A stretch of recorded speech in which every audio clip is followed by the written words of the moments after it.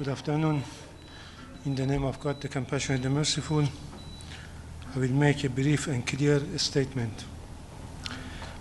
On 28 February 2026, the United States, in full coordination with Israel, launched a second deliberate and unprovoked military attack against the Islamic Republic of Iran. This was a calculated act of aggression. Major cities and densely populated civilian areas were targeted. Hundreds of innocent civilians lost their lives, many more were wounded. This is a flagrant violation of the Charter of the United Nations, especially Article 2, Paragraph 4, which strictly prohibits the threat or use of force against the sovereignty and territorial integrity of any state.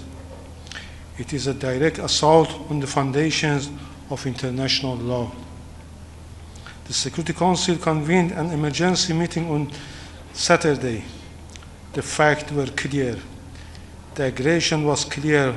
The responsibility also was clear. In a reckless and unprecedented escalation, the United States and Israel deliberately targeted the supreme leader of the Islamic Republic of Iran and many high military officials. Targeting the highest official of a sovereign UN member state is an egregious breach of international law and a direct attack on sovereign equality. Such conduct endangers the entire international system.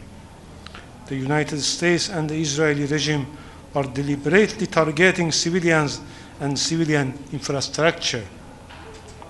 Schools, hospitals, Red Cross facilities, and residential buildings were attacked. On the first day of the aggression, the girls' school in Minab, a small town in Hormozgan province in southern Iran, was deliberately destroyed.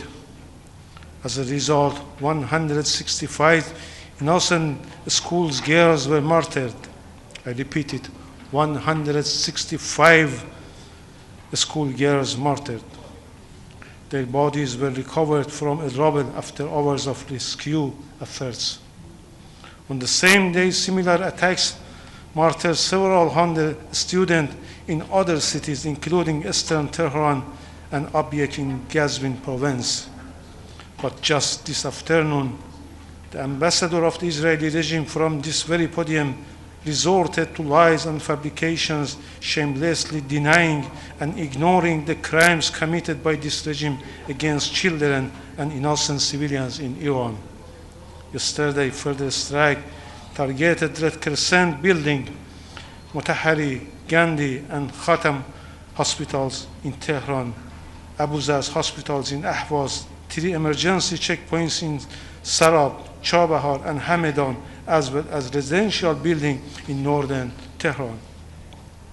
This morning, missiles struck a densely populated residential area in Sanandaj in Kurdistan province. The full number of casualties is still being verified. These acts constitute aggression. They constitute war crimes. They constitute crimes against humanity. The United States cannot remain silent. The United Nations cannot remain silent. Accountability is not optional.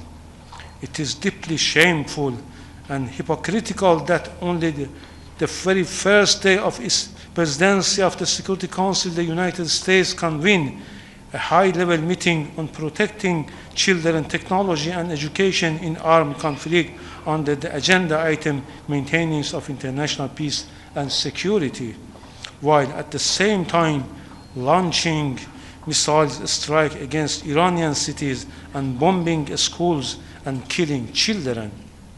For the United States, protecting children and maintaining international peace and security clearly mean something very different from the UN Charter provides.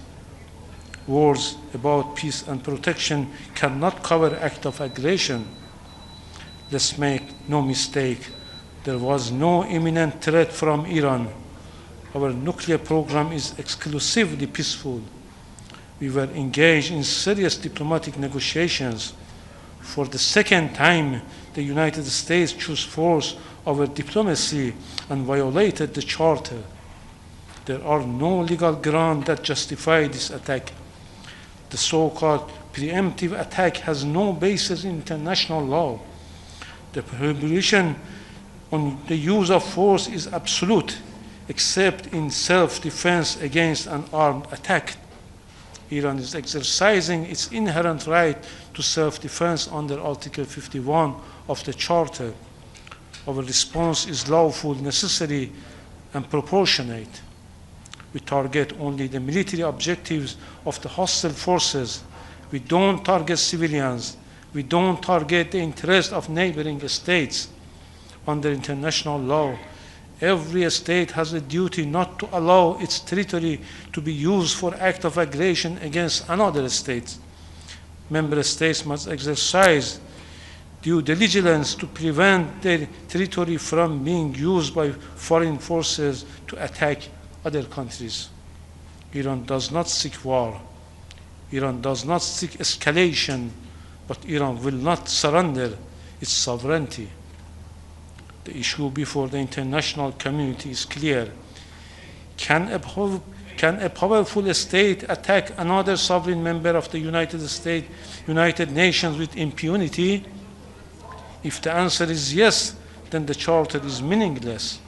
If the answer is no, then this aggression must be condemned and stopped. Double standard will destroy the credibility of this Council. Silence will embolden further lawlessness. As long as aggression continues, Iran will defend itself decisively and without hesitation. The Security Council must act firmly, clearly, and without ambiguity. I thank you for your kind attention. What was the rationale behind attacking other countries, including Iraq, the UAE, Qatar, and some other countries, Iraqi Kurdistan as well? As I mentioned, we are not attacking the interests of our neighboring countries. We are defending ourselves. We are targeting the facilities and the bases and the assets of the United States in this country, in those countries which is out of the control of the host countries. Thank you. One more question.